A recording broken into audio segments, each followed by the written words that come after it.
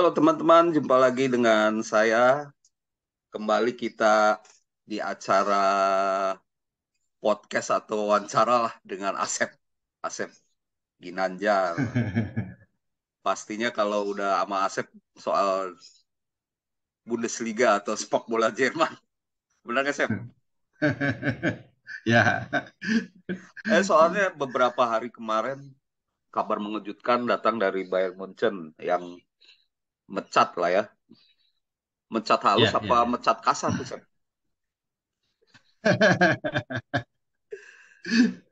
Tiba-tiba yang jelas ya, tiba-tiba, mendadak sih, Tiba-tiba ya. mendadak. Iya, ya. Jelas kalau saya sebagai ya bukan penggemar tapi ya mantau Bayern Munchen juga gitu.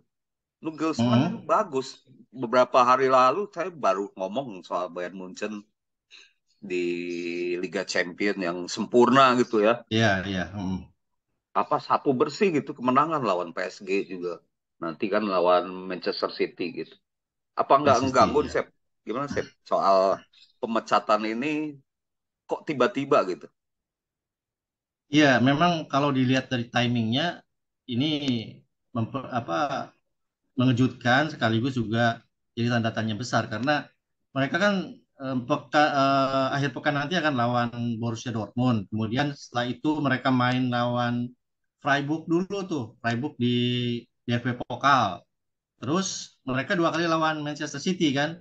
Jadi timingnya ini jadi pertanyaan besar. Kenapa baru sekarang gitu? Karena Iya, ini istilahnya bulan April ini bulan neraka bagi Bayern Munchen. Sementara mereka justru melakukan pergantian pelatih dan biasanya kan pergantian pelatih menuntut adaptasi lagi antara pelatih dengan pemain gitu kan. iya, Ya ini jadi pertanyaan besar. Kenapa kemudian dilakukan pemecatan terhadap Nagelsmann? Karena memang awam dan semua orang juga tahu lah bahwa Nagelsmann tidak buruk-buruk amat gitu. Kalau dilihat di Liga Champions memang sempurna gitu. Kemudian di Bundesliga juga mereka toh walaupun tergeser oleh Borussia Dortmund cuma beda 1 poin. Kalau mereka bisa menang lawan Borussia Dortmund, mereka akan naik lagi jadi unggul 2 poin gitu. Jadi kenapa harus diganti gitu? Itu jadi pertanyaan besar. Lah, mm, udah sudah begitu, kalau iya, kemudian mereka tidak percaya ketika Bayern dikalahkan oleh Leverkusen, kenapa pemecatan itu tidak dilakukan segera setelah pertandingan itu gitu? Tapi iya, menunggu beberapa hari kemudian, hampir seminggu kemudian kan, iya benar. baru pada hari Sabtu diumumkan bahwa Nagelsmann dipecat dan kemudian digantikan oleh Thomas Tuchel. Ini jadi pertanyaan besar, kenapa seperti ini gitu sehingga prosesnya kan ada yang aneh di sini gitu. Iya, si eh, Oliver Kahn bilang sebenarnya ini evaluasi dari sejak Januari sejak Januari Ya. Nagelsmann disebut nggak bisa mengembangkan pemain. Bener nggak, Sep, itu, Sep? Ya memang kalau dari hasil di Bundesliga ya buruk ya, Iya, berantakan. Ya berantakan. kalau apa yang dikatakan oleh manajemen Bayern memang ada 2 hal yang paling mendasar. Yang pertama adalah mereka kehilangan poin terlalu banyak di Bundesliga ya. Mereka sempat seri begitu banyak, kemudian juga kalah dari Borussia Mönchengladbach, kemudian kalah lagi dari Bayer Leverkusen gitu. Sehingga akhirnya dari puncak klasemen mereka akhirnya disalip oleh Borussia Dortmund. Nah, ini jadi Betul. masalah sebetulnya. Ini membuktikan bahwa mereka memang secara permainan tidak punya kestabilan gitu dalam meraih hasil walaupun di Liga Champions mereka sempurna gitu. Nah, kalau Mm, kita lihat lagi sebetulnya kalau kita lihat 2 pertandingan lawan PSG aja ya, sebetulnya mereka bisa dikatakan menang beruntung juga sih kalau saya sih bilangnya ya. Karena iya, iya, ketika di Paris kan kalau tidak ada penyelamatan dari Jan Sommer, mereka bisa kalah juga atau setidaknya seri lah gitu ya, iya, iya, cuma seri gitu. Kemudian kalau kemudian di leg kedua juga kalau saja tidak ada sapuan luar biasa dari Matthijs de Ligt gitu kan di awal di babak pertama itu juga mungkin mereka bisa kalah gitu. Jadi ada unsur keberuntungan juga nih di iya, iya, permainan Nagelsmann. Kemudian kalau kemudian dibilang juga permainan Bayern itu tidak berkembang di bawah Nagelsmann itu juga bisa dikatakan benar karena mereka ya main begitu-begitu aja, tidak ada satu hal yang istimewa dan kemudian Nagelsmann juga tidak punya apa ya, tidak punya trik-trik khusus ketika menghadapi kebuntuan gitu. Dia cuma mungkin memasukkan Sane atau Gnabry gantiin yang pemain yang serupa gitu di kedua sayap gitu. Ini yang iya. jadi masalah sebetulnya. Jadi mereka tidak punya variasi yang terlalu banyak. Nah, ini yang mungkin ditakutkan ketika berhadapan dengan Guardiola. Karena Guardiola kan punya kemampuan taktikal yang bagus ya. Iya, Sementara untuk pemain-pemain muda, memang jadi pertanyaan adalah ketika dia tidak memberikan peluang bermain lebih banyak kepada Matis Tel misalnya, kemudian juga kepada pemain-pemain lain seperti Ryan Gravenberch sih sebetulnya yang paling mencolok ya, karena iya padahal Gravenberch baru ini kan dibawa di ya, Ajax baru. ya, Hmm. dan di Ajax juga sebetulnya sudah inti kan di Ajax di Oh, beberapa musim Cancelo terakhir, juga sehingga jarang main, kemudian Sep, jadi ya. Padahal, ya Joao Cancelo juga menarik juga karena ya itu tadi bahwa aneh juga gitu ketika pemain sedang on fire justru tidak diberi kesempatan bermain lebih banyak gitu kan. Ini yang kemudian jadi masalah juga di Nagelsmann, dan itu kemudian dipermasalahkan oleh manajemen Bayern gitu. hmm, Walaupun sebelum-sebelumnya kan manajemen Bayern tidak pernah mengkritik Nagelsmann ya, ini yang menjadi pertanyaan juga. Mereka iya, tidak pernah mengkritik Nagelsmann tapi kemudian tiba-tiba melakukan pemecatan. Itu yang kemudian iya, menjadi iya, iya, iya. menjadi hal yang luar biasa lah dari pemecatan ini Padahal gitu. sih sebenarnya kalau dilihat tanda-tanda ya, musim lalu juga udah Iya, tekanan ke Nagelsmann besar gitu. Kenapa besar, nggak pemain besar. awal musim ini aja gitu ya dipecat gitu atau Iya, cari sebetulnya. cari pelatih baru gitu.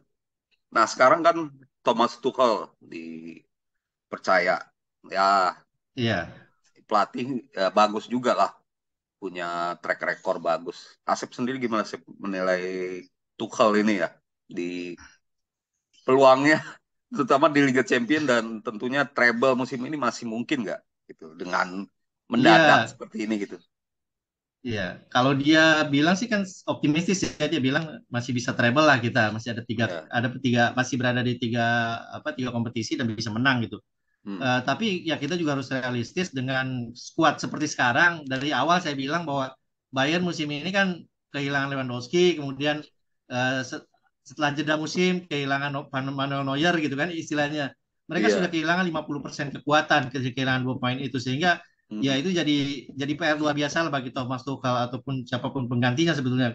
Bahkan Iya. ketika Nagelsmann pun itu kan jadi pertanyaan besar siapa yang menggantikan kedua figur tersebut, dan akhirnya terlihat bahwa ya memang sulit ketika mereka mendatangkan Jan Sommer juga kan, kelas Jan Sommer beda dengan Manuel Neuer gitu. Sementara Iya. di Iya. depan otomatis Lewandowski tidak ada yang bisa menggantikan. Nah, sehingga saya sih realistis bahwa ya kita tunggu saja apa yang bisa dilakukan oleh Thomas Tuchel, karena jujur saja kalau saya pribadi sih sudah pasrah dengan Bayern musim ini. Mereka mungkin tidak mendapatkan trofi sama sekali gitu. Kalau melihat skuad seperti sekarang gitu, itu Seperti yang postingan di harus Facebook lah ya, pesimis, iya, ya sudah pesimis lah karena ya itu kondisi realistis. skuadnya seperti itu. Walaupun memang dibilang banyak yang bilang sih sebenarnya ini mungkin skuad Bayern yang terbaik gitu. Terbaik dari mana kalau saya bilang ya, karena ya nggak ada Lewandowski aja udah penurunan Iya. drastis gitu. Dari siapa yang mencetak gol itu udah berkurang banyak gitu. Ya, itu ya. Dan saya juga agak agak ini juga agak khawatir dengan Thomas Tuchel karena track recordnya kan tidak begitu bagus ya. Kalau berhubungan dengan manajemen, kemudian juga berhubungan dengan pemain gitu kan, Iya. seringkali ada friksi-friksi gitu di Friksi ya, PSG gitu, kemudian di apa Chelsea juga begitu. Tapi Chelsea ya. mungkin untuk pengembangan pemain muda masih bisa diharapkan gitu, karena di PSG juga beberapa pemain muda diakomodasi, kemudian juga di Chelsea kita tahu kayak Rhys James juga naik kan di Tuchel, kemudian juga Mason Mount walaupun dia diorbitkan oleh Frank Lampard juga kan naik juga bersama Tuchel gitu, Ya, sehingga ya ada harapan lah gitu untuk pemain-pemain muda. Cuma kalau ya menggaransi misalnya treble winners ya saya ragu sih gitu. ragu Apalagi gitu ya. kalau dari segi taktik juga ada benturan sih sebetulnya antara Bayern Munchen dengan Tuchel, karena Tuchel ini kan lebih ke pragmatis ya. Pragmatis, sementara Bayern ini kan lebih progresif permainannya gitu. Lebih penguasaan Hmm. bola, menguasai permainan gitu. Sementara Tuchel apalagi ketika berhadapan dengan tim-tim besar biasanya dia menahan diri gitu. Tidak melakukan serangan-serangan, mengambil inisiatif serangan lah gitu istilahnya. Iya, Ini yang iya, jadi iya. pertanyaan karena kita tahu bahwa di Liga Champions otomatis mereka akan berhadapan dengan tim besar.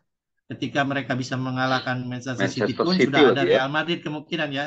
Ya kemungkinan Hmm. Real Madrid kan akan dihadapi di semifinal gitu. Itu yang Iya, jadi pertanyaan lagi gitu. PR besar lah bagi Thomas Tuchel. iya, Cuma iya. ya kalau kita lihat reputasinya ya kalau dibandingkan dengan Nagelsmann otomatis kita bisa bilang bahwa Tuchel lebih baik dari Nagelsmann. Dan saya pun yakin bahwa salah satu sebab beraninya Bayern memecat Nagelsmann adalah karena ada Tuchel gitu. Dan seperti dikatakan oleh Hasan Salihamidzic bahwa mereka sebelum mecat Nagelsmann udah sepakat dulu dengan Tuchel gitu. Nah, kalau Oh, misalnya Tuchel ini tidak sepakat gitu, tidak mau mungkin mengambil enggak juga alih, ya. mungkin Nagelsmann tidak akan dipertahankan gitu, tetap dipertahankan Nagelsmann. Karena ya otomatis ketika tadi dibilang bahwa kenapa tidak musim lalu, tidak akhir musim lalu gitu, awal musim ini gitu dilakukan pemecatan. Nah, ini yang jadi Mungkin permasalahan karena pada awal musim tidak ada kandidat yang menarik gitu. iya Mungkin iya hanya iya iya. Zinedine Zidane, tapi itu pun agak sulit untuk mendekatinya gitu kan, Iya, Zinedine iya. Zidane. Nah, ketika sebetulnya saya juga udah was-was soal Nagelsmann itu sebetulnya sudah dari musim lalu karena mereka sempat dikalahkan 5-0 oleh Borussia Mönchengladbach, kemudian di Liga Champions dikalahkan oleh Villarreal, itu kan memalukan gitu dikalahkan sama Villarreal. Villarreal. Nah, tapi saya tuh yakin karena memang tidak ada kandidat lain yang bisa mengganti yang bisa mengancam Nagelsmann gitu. Nah, ketika Chelsea memecat Thomas Tuchel, sebetulnya saya sudah khawatir. Seharusnya Nagelsmann lebih hati-hati, lebih cermat dan lebih berani lagi melakukan terobosan-terobosan di Bayern gitu kan. Dia harus melakukan hal yang istimewa. Kalau tidak ini bahaya nih, udah dibayang-bayang oleh Thomas Tuchel. Saya udah berpikir begitu. Iya Dan iya. kemudian memang kejadian gitu. Dan karena kalau kita lihat track recordnya memang Bayern sudah sekian lama mengincar Thomas Tuchel kan, bahkan ketika sebelum bergabung dengan Paris Saint-Germain Iya, dia juga sempat inget sih didekati ya. oleh Bayern Munchen gitu ya. Nah, itu yang kemudian terjadilah seperti ini gitu. Ah, Tapi kalau saya lihat sih memang ya alternatif terbaik sekarang Thomas Tuchel gitu. Kalau iya, tidak ada dia mungkin ya Nagelsmann masih ada di mungkin situ. masih dipertahankan ya. Dan Ya, Nagelsmann ini eh, kabarnya memang bukan kabarnya lagi, memang cekcok dengan beberapa pemain ya. Contohnya ya dengan kiper, dengan Neuer ya, karena mecat ke pelatih kiper ya. pelatih kepala Nah itu saya, kepalanya. Ya. apakah emang Nagelsmann ini memang udah nggak dihargai atau mendapatkan respect dari pemain, karena biasanya sebuah tim yang mau mecat pelatih itu biasanya pemain-pemain suka berulah juga gitu. Iya. Komentar Ya Nagelsmann sebetulnya juga sih bilang kalau gitu ya, pemain malas gitu, kalau nyalahin pemain gitu. ya kalau dari pengakuan para pemain kan nggak ada yang betul-betul ngomong seperti itu ya. Si Ya, Joshua Kimmich kan bilang bahwa tidak dia masih bisa mengendalikan ruang ganti gitu kan. Nah, hmm, sebetulnya tapi kalau kita lihat bagaimana para pemain tampil gitu ya di lapangan itu kan kelihatan gitu pemain kayak misalnya Leroy Sané segala macam itu kan penampilannya menurun gitu, nggak all ya, out gitu. Nah, ini juga jadi pertanyaan. Ini ketika pemain-pemain tidak all out, berarti ada sesuatu dengan pelatih. Mungkin ada ketidaksesuaian dengan taktik atau kemudian pendekatan personalnya tidak mengena atau apalah gitu ya. ya, Dan itu mungkin yang saya sih melihatnya seperti itu. Kalau ketika kita melihat Bayern Munchen bermain dan beberapa pemain tidak tampil dengan all out, berarti ada masalah dengan pelatih walaupun itu tidak diakui secara publik ya oleh pemain-pemain tersebut gitu.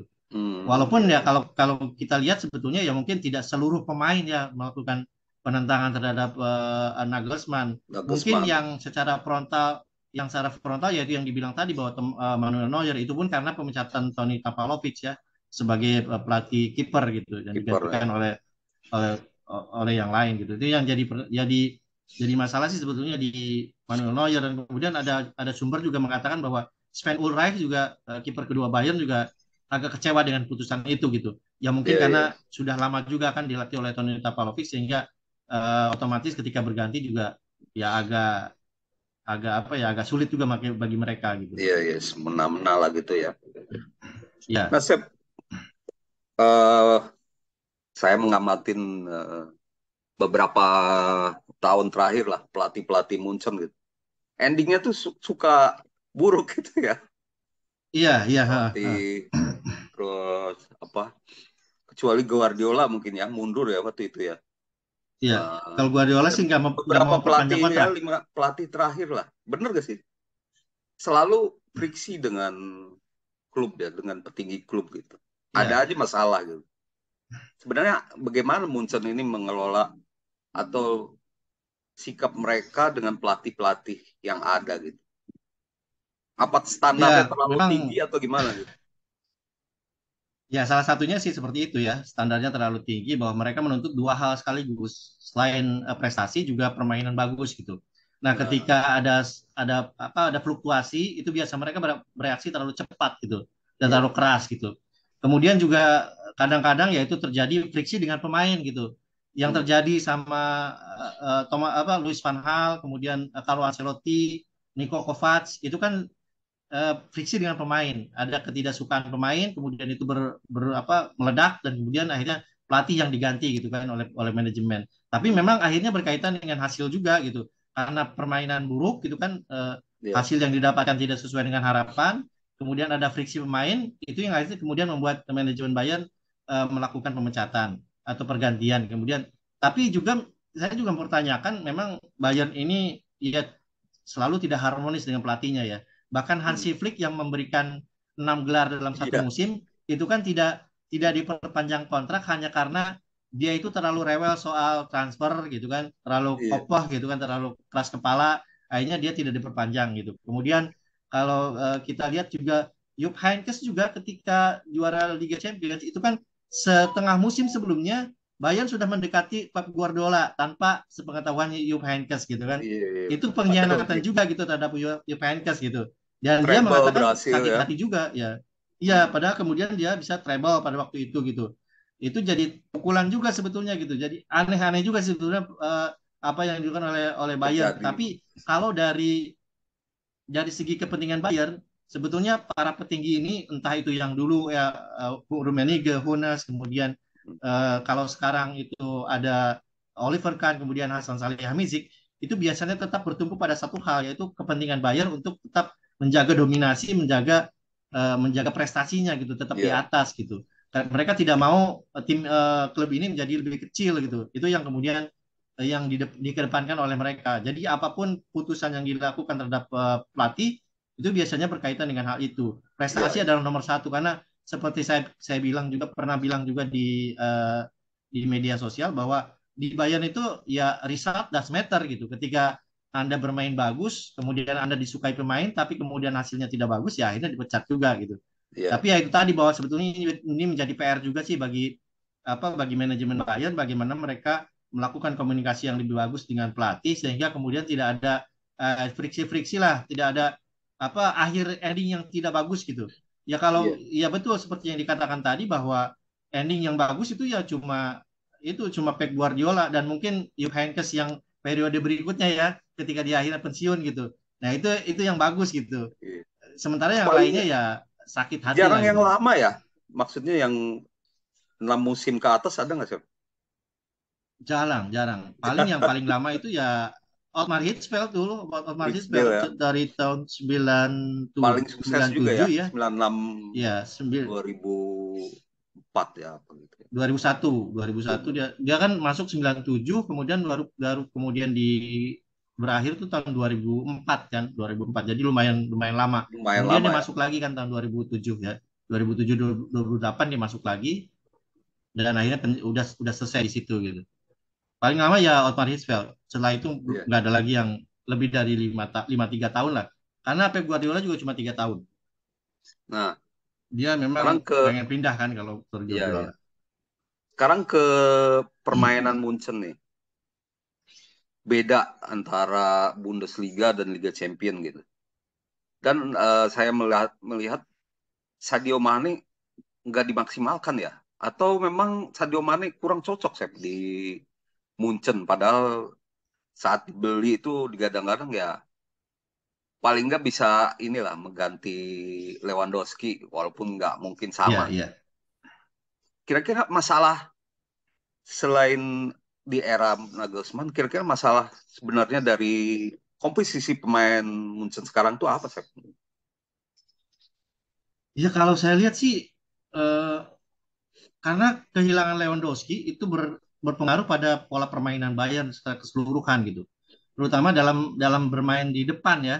Nah di depan kan nggak ada lagi siapa yang akan dikasih bola lah istilahnya. Iya, Sehingga iya. kemudian ada kebingungan tuh. Memang ketika awal-awal musim itu 4 pemain bisa bergantian saling menyerang gitu di depan. Tapi Hmm. kemudian setelah itu kan ada kebingungan karena tetap aja harus ada yang jelas dong di depan ini siapa yang Iya. akan jadi Tapi pemain sekarang terakhir malah yang menerima bola gitu. Jamal Musiala ya yang top skor gitu. Iya, kadang-kadang Musiala, kadang-kadang bahkan Thomas Muller gitu kan. Nah, Iya. ketika Choupo-Moting itu lumayan bagus, sebetulnya udah mulai kebentuk juga tuh, gitu. Iya. Udah mulai kebentuk, tapi kemudian dia cedera kan kemarin sehingga tidak bermain lawan Leverkusen. Hmm. Akhirnya ya berantakan lagi gitu, apa yang seperti sekarang gitu. Nah, kemudian kalau masalah pemain-pemain yang tidak maksimal, sebetulnya bukan Sadio Mane doang yang nggak maksimal pada musim ini gitu.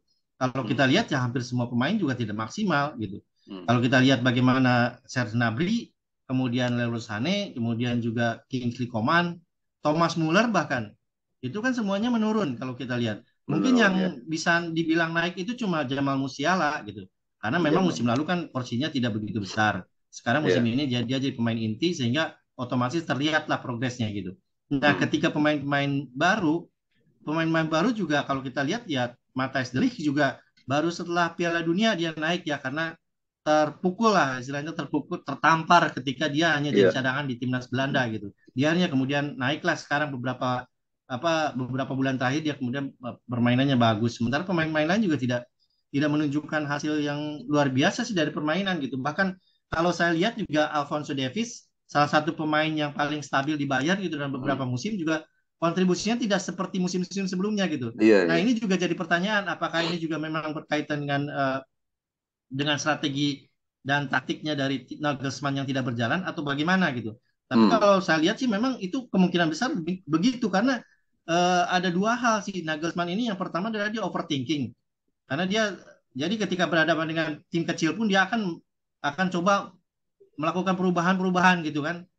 Padahal sebagai tim besar seharusnya ketika berhadapan dengan tim kecil dia harus mempertahankan identitasnya aja gitu. Ya bermain menyerang aja bermain menyerang gitu, nggak usah kemudian Iya, iya. mengantisipasi begini begini begini gitu kan. Kalau berbeda berhadapan dengan misalnya tim-tim besar, karena kita harus memberikan counter taktik yang betul kan gitu. Nah, kemudian yang kedua adalah dia terlalu sering melakukan rotasi gitu. Yang salah satunya ya yaitu tadi ketika misalnya Joao Cancelo dipinjam dari Manchester City dikasih main bagus, kemudian langsung di cadangan gitu, cadangin Iya. lagi, masuk lagi Stanisic di situ gitu kan, dengan dalih bahwa dengan tiga pemain belakang itu lebih baik Stanisic di situ gitu. Nah ini yang jadi permasalahan gitu. Jadi Jadi nggak ada yang terlalu ngajak gitu lah seperti ya berganti-ganti itu ya formasinya kalau ya. dibilang oleh Lotte ya kompetisi kompetisi yang ajak gitu. Siapa pemain utamanya itu nggak jelas. Mungkin yang bisa Hmm. dikatakan pemain utama ya cuma Joshua Kimmich gitu, sama Jamal Iya. Musiala mungkin cuma dua yang Siapa? bisa Iya. dikatakan pemain inti gitu. Sementara pemain-pemain lainnya ya fragile semua, termasuk Thomas Muller pun bahkan sama Lothar Matthäus bahwa dibilang bahwa Nagelsmann ini terlalu mengunderestimate Thomas Muller gitu. Memang kalau lihat permainannya kan gitu-gitu aja. Kemudian juga kalau dilihat apa namanya usianya Apa sudah tidak umurnya muda sama ya? lagi, umurnya lebih muda, Oh, lebih muda. lebih muda Nagelsmann. Thomas Muller. Oh, Thomas Muller. Oh, masih Thomas Muller dikit ya. Nah, padahal ya kontribusinya paling paling bagus gitu. Dalam beberapa musim terakhir ya bagus lah gitu. Setidaknya dia masih bisa menyumbang banyak assist sama banyak banyak gol juga gitu. Nah, sebetulnya ketika kehilangan Lewandowski, kemudian kehilangan Thomas Muller, kehilangan Manuel Neuer, seharusnya Thomas Muller ini justru dimaksimalkan oleh Nagelsmann. Tapi saya melihat bahwa kenapa sih ini pemain tidak dimaksimalkan oleh Nagelsmann? Padahal Hmm. ya istilahnya Trinitas inilah yang menjadi rohnya Bayern Munchen gitu pada musim Iya. lalu gitu. Karena eh, Lewandowski sebagai pencetak gol terbanyak, kemudian juga Manuel Neuer lah kita tahu bahwa kalau nggak ada dia mungkin Bayern lebih Sebagai kebobolan lebih banyak pemantul gol ya, gitu. pemain yang sering Iya, ngantulin lah kemudian ya. yang ketiga Thomas Muller sebagai pemberi assist terbanyak gitu. Iya. Ketika dua orang udah nggak ada, ya satu orang yang tersisa itu harus dimaksimalkan. Tapi Iya, yang iya. aneh Nagelsmann justru agak kebingungan gitu mengakomodasi antara Thomas Muller dengan Jamal Musiala sampai-sampai kemudian ada polling gitu apakah Bayern harus bermain dengan Musiala atau dengan Muller atau dengan kedua-duanya. Nah, ketika itu dimunculkan justru para pemain cenderung pengennya dua-duanya main gitu. Hmm. Nah, ini yang jadi masalah karena kemudian nah siapa yang akan di mana gitu. Karena posisinya kan bisa dibilang bentrok ya. Untuk Iya. maksimalnya kan Musiala itu di posisinya Muller di posisi nomor 10 gitu. Sementara untuk di posisi sayap mungkin nggak maksimal tuh. Apalagi di situ udah ada Kingsley Coman, ada Mane, ada Sane, ada Nabri gitu. Itu Iya, terlalu iya. banyak gitu.